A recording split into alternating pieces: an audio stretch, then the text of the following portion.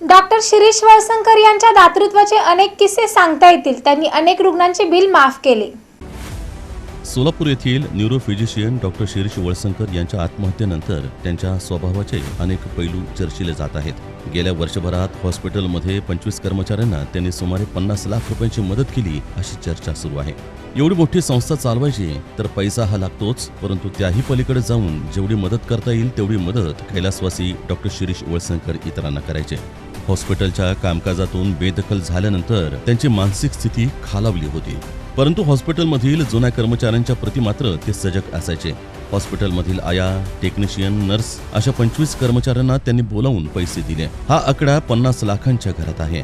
कुणाच्याही घरी लग्न, कुणाच्या मुलांचे शिक्षण, कुणाच्या घरासाठी पैसे अशा प्रकारे त्यांनी मदत केली आहे.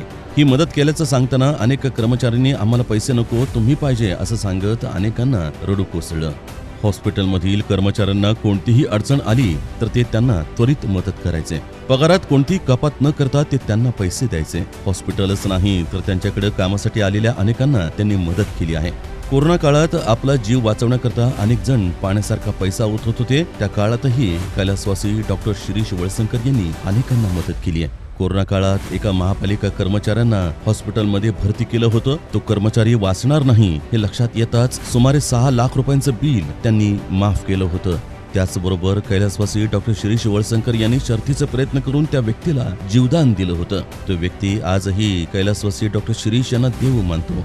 डॉक्टर शिरीष वळसंकर यांच्या जिंदादिल स्वभावाचे अनेक पैलू, अनेक किस्से त्यांच्या जवळील व्यक्ती सांगतात, त्यांच्या जवळच्या व्यक्ती सांगतात. त्यामुळे त्यांनी केवळ आर्थिक देवाणघेवाणीच्या कारणामुळे आत्महत्या केली ही चर्चाही निष्फळ ठरते.